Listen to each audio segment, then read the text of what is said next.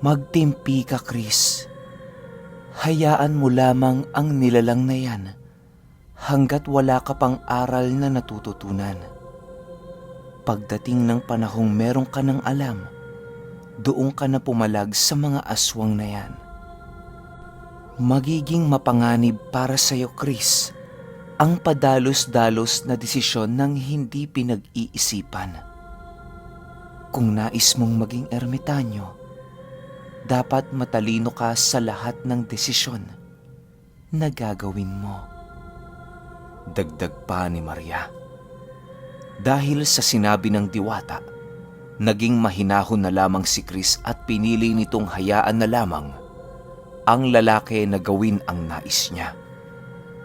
Nang makaalis na ang lalaki sa kanilang tindahan, ay halos ikaputok yon ng daanan ng dugo ni Chris dahil sa nasipat niya itong ngumingisi-ngisi habang naglalakad. Dahil sa labis na galit dito ni Chris, ay agad naman siyang tumungo sa bahay ni Lolo Mac nang walang pasabi sa kanyang mga magulang. Pagpasok niya dito ay nadatnan niyang naglalakad ang halamang pinababantay dito ni Lolo Mac. Napakalaki na ng halamang yun na halos tinubuan na ito ng mga sanga at nagkaroon na din ito ng mga balahibong tumubo sa kanyang katawan. O bata! Masaya ako't nakabalik ka sa pamamahay ni Makmak! Bungad na wika nito sa kanya. Kasabay ng pagpasok ni Chris sa pamamahay ni Lolo Mac ay ang paglitaw ni Maria.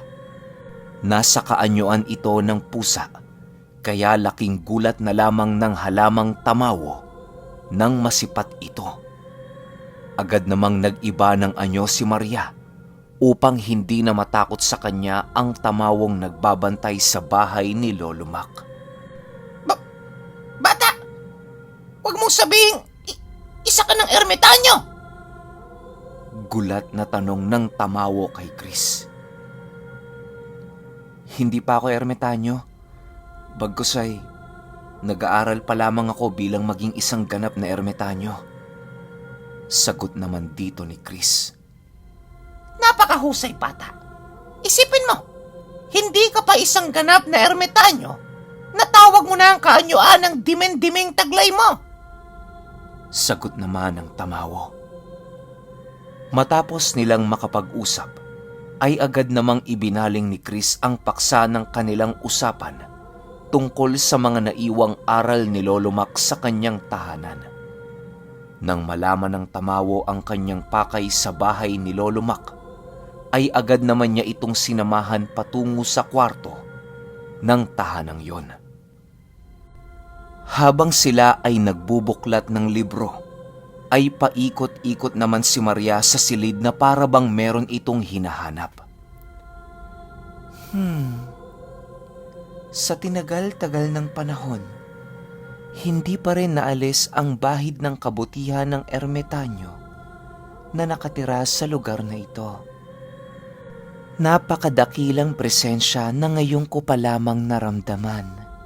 Wika ni Maria. Bakit, Maria? Ano bang nakikita mo? Tanong naman dito ni Chris. Wala naman. Nararamdaman ko lang ang presensya ng ermitanyong nakatira sa lugar na ito.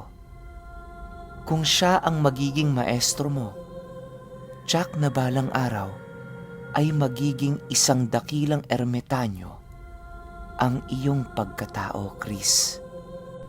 Sagot naman ni Maria. Habang sila ay nag-uusap, walang hinto naman ang pagbuklat ni Chris sa mga naiwang gamit ni Lolo Mac. Ang una niyang inaral sa silid na yon ay ang pangtigalpo sa mga aswang at iba pang uri ng elemento. Sa pagtagal ng kanyang paghanap sa mga lihim na karunungan sa silid ng ermitanyo, ay meron siyang nabasang kakaiba tungkol sa mga tagapagbantay ng paraisong nilikha ng mga bathala. Ang aklat na nabasa ni Chris noong mga oras na yon ay sulat kamay lamang ang pagkakagawa.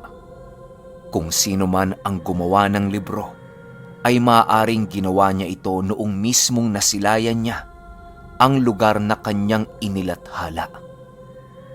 Ayon sa nagsulat ng kwento, ay nadapo siya sa gitna ng dagat na kung saan merong isang napakalaking lagusan ang nagliliwanag.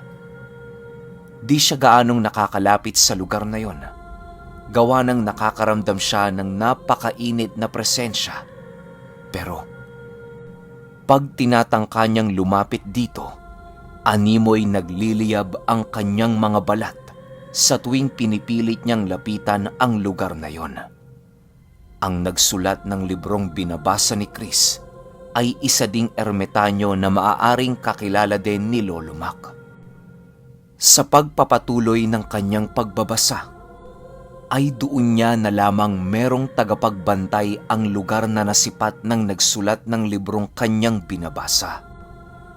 Ayon sa libro, meron siyang nasilayang isang napakataas na nilalang na napapalibutan ng apoy. Sa paglitaw ng nilalang na yon, ay siya namang pagdilim ng dagat na kanyang kinaroroonan. Animoy biglang nagkaroon ng isang bagyo sa lugar na yon. Ang ipinagtataka lang ni Chris sa librong kanyang binasa ay napakakapal nito, pero hanggang doon lang ang naisulat sa libro. Para bang hindi na nadugtungan ng manunulat ang kanyang libro nang sa hindi malamang kadahilanan. Bata, lahat ng librong nakapaloob sa kwarto ni Makmak ay kabisang-kabisa niya. Kung nais mong matuto ng pamamaraan ng isang ermitanyo, ay mas mabuting hintayin mo siyang bumalik dito.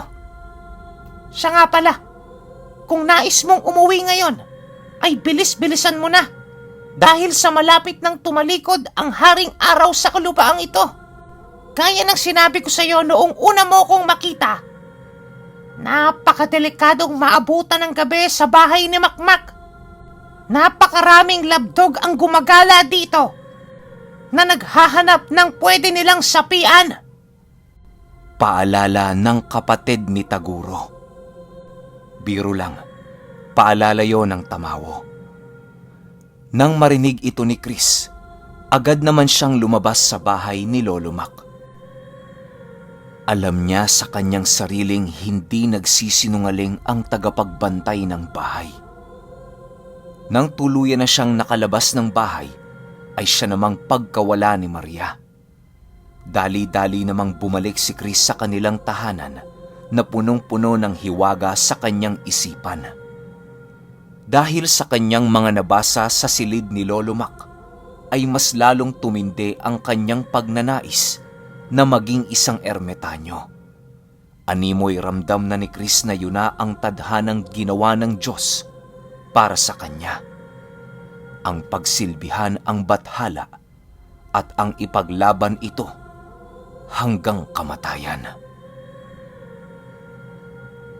Lumipas ang araw na yon at doon na nagsimula ang debosyong gagawin ni Chris. Isang taon siyang magdedebosyon at magpapalakas ng kanyang pananampalataya upang maging handa na siya sa pagbalik ni Lolo Mac. Sa araw ng linggo ay tubig lamang ang inilalagay ni Chris sa kanyang buong katawan at nakatuon ang lahat ng kanyang oras at wisyo sa pagdadasal at paghahanap ng kapayapaan para sa kanyang sarili. Nag-aayuno din siya tuwing sasapit ang hapon na siyang labis na ikinagulat ng kanyang mga magulang. Nais man siyang pigilan ng mga ito, ay hindi nila nagagawa sa kadahilanang tuluyan ng nag-iba ang buong pag-uugali ni Chris sa kanilang tahanan. Lahat ng inuutos sa kanya ng kanyang mga magulang ay nagagawa niya ito ng walang pag-aalinlangan at wala silang naririnig ni isang reklamo ni Chris. Meron pa din naman siyang oras sa pagtulong sa kanilang tindahan, pero hindi na yon kagaya ng dati. Ang aswang na palaging bumibili sa kanila ay napansin ni Chris na ilag na ito sa kanilang tindahan sa tuwing naroon na siya. Ilang buwan pa lamang siyang nananampalataya sa Ama, pero pansin na niya ang kakaibang presensyang bumabalot sa kanya. Lahat ng mga nilalang na nasa panig ng kaliwa ay ilag na sa kanya kapag nakikita siya ng mga ito. Ang lalaking aswang na palaging nanloloko sa kanila ay halos manginig na ang buong katawan kapag nasisilayan nito si Chris. Chris, ayos ka lang ba? Pansin naming unti-unti mong binabagong sarili mo. Huwag kang mag-alala, anak. Basta para sa Diyos, buo ang suporta namin sa iyo. Wika ng kanyang ama habang pumapasan ito ng mga banyera. Nang marinig ito ni Chris ay ngumiti lang naman siya sa kanyang ama at nagwika ng, "Oh, tay, salamat sa inyong suporta ni inay. Hayaan nyo, darating ang araw na makakabawi din ako sa mga kabutihang pinapakita ninyo sa akin." Sagot naman ni Chris. Dahil sa hindi na tumatakas si Chris sa kanilang tahanan, ay muling naibalik ng kanyang mga magulang ang tiwala sa kanya. Palagi na siya nitong pinauunang makauwi sa kanilang tahanan dahil sa alam ng mga ito ang kanyang ginagawa sa tuwing sumasapit ang hapon. Habang tumatagal ang ginagawa ni Chris, ay ang pagkakaroon niya ng malakas na koneksyon kay Maria. Animoy lumalakas na ang kanyang dimen-dimen sa kanyang ginagawa. Habang siya ay papauwi, biglang naisipan ni Chris na kausapin ang kanyang diwatang gabay habang siya ay naglalakad. Nais niya itong tanungin sa mga bagay-bagay na masyado pang malabo sa kanyang isipan. "Maria, wala ka bang pamilya?" Tanong dito ni Chris. "Chris, huwag mo sanang kalilimutan na ikaw at ako ay iisa. Ang taglay mong dimen-dimen ang siyang naglikha ng katawang kong iyong nasisilayan. Kagaya ni Lolo Makmo at ng kanyang ahas na alaga. Sanayin mo ang sarili mo, Chris, dahil ramdam kong maraming pagsubok ang darating sa'yo. Mas lalo mo pa sanang palalimin ang iyong koneksyon sa ating Panginoon. Palagi mong tatandaan na wala nang hihigit pa sa pananalig mo sa Kanya." Sagot naman ni Maria.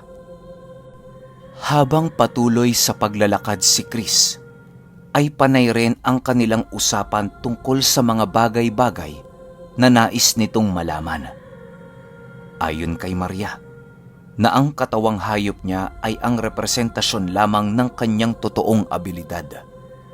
Ang mga ermitanyong may kakayahang gawa ng hugis ang kanilang dimen-dimen ay hindi basta-bastang ermitanyo dahil sa lalim ng mga alam nitong aral.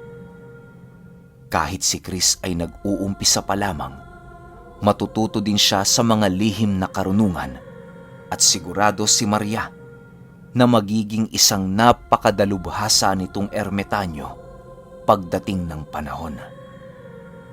Dagdag pa ni Maria na kaya ring gawing pang-opensang abilidad ni Chris ang kanyang hayop na kaanyuan sa espiritual man o kumbateng pisikal. Nang makarating na si Chris sa kanilang tahanan, ay agad din naman itong nagluto ng kanilang makakain at kasabay nito ang paghihingi ng gabay sa amang may likha ng lahat. Lumipas pa ang ilang mahabang buwan at ibang-iba na ang katauhan ni Chris. Kahit bata pa siya noong mga panahong yon, ay para na siyang matanda kung mag-isip. Di rin nagagawang magmura ni Chris dahil labag yon sa kanyang paniniwala. Kahit mag-isip ng masama sa kapwa ay iniiwasan pa rin niya upang mapanatili ang kabutihan ng kanyang puso.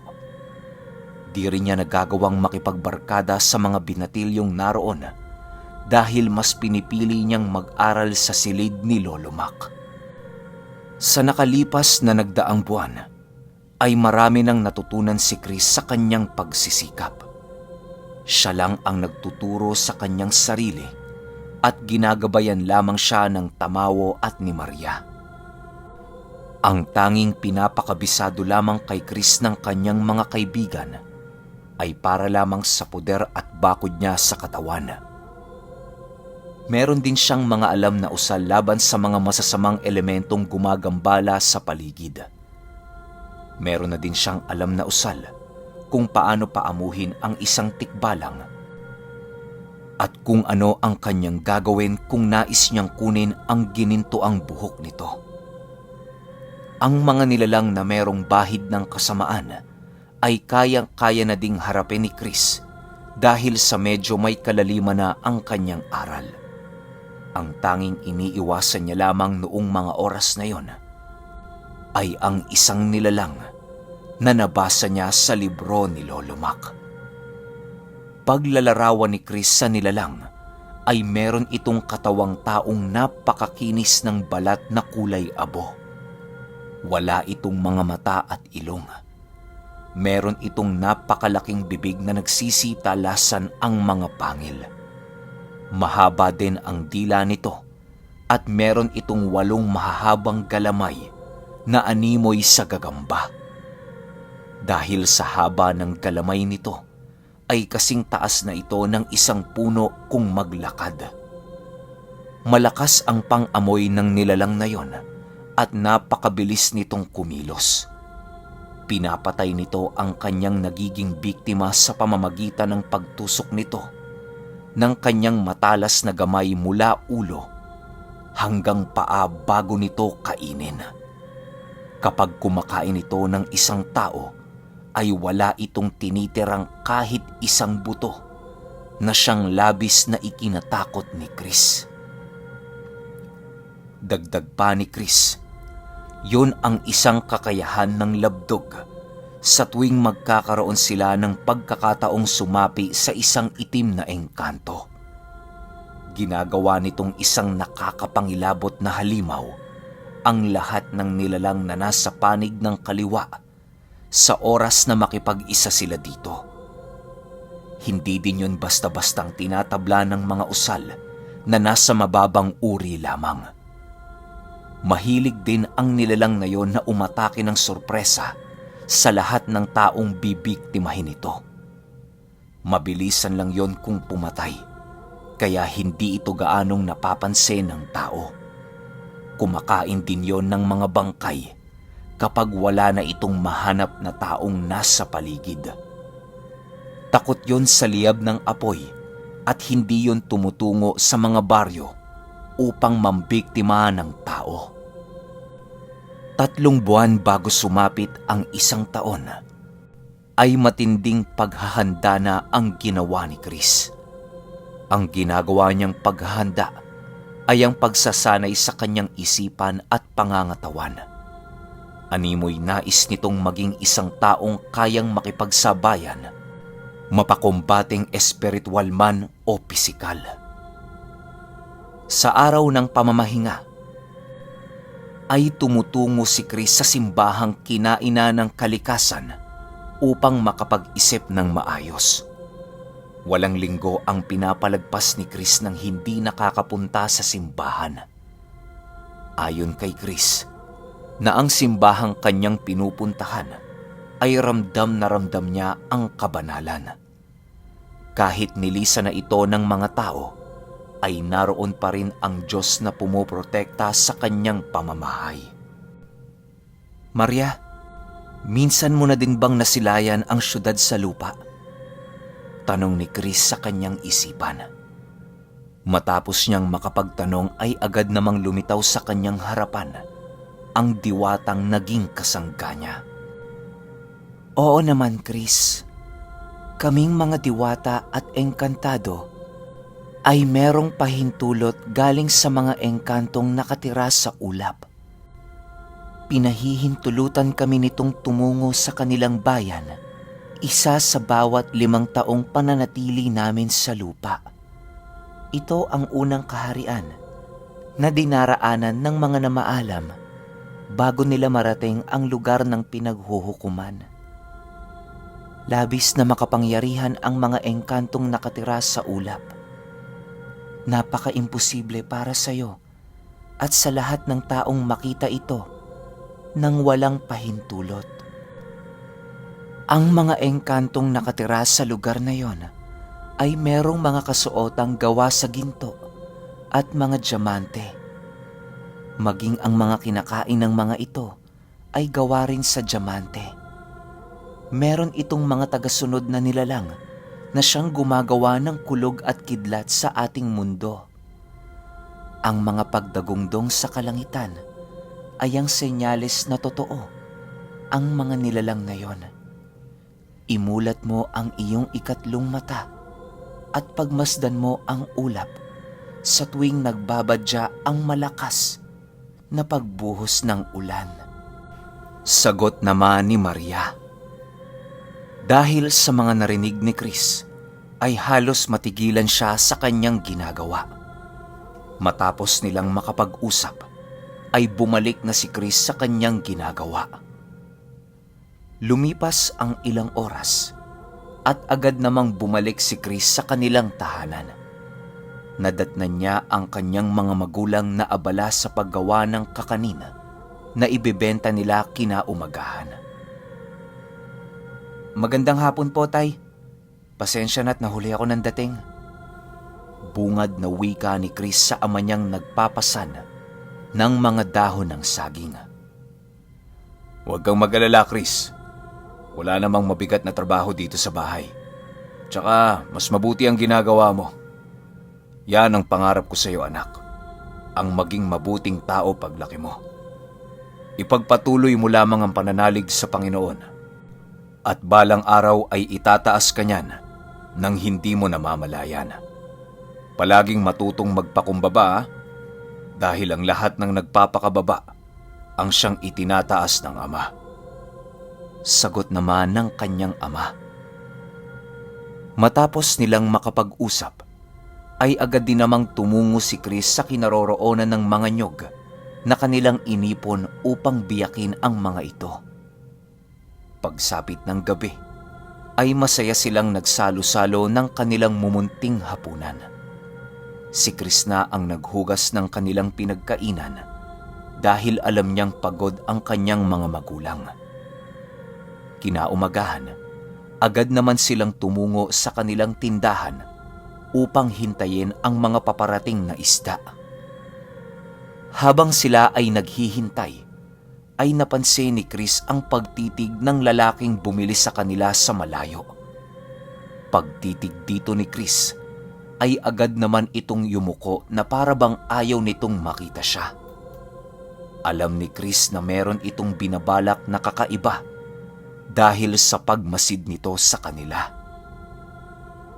Sa pagpapatuloy ng kwento, ay ang pagbabalik ni Lolo Mac.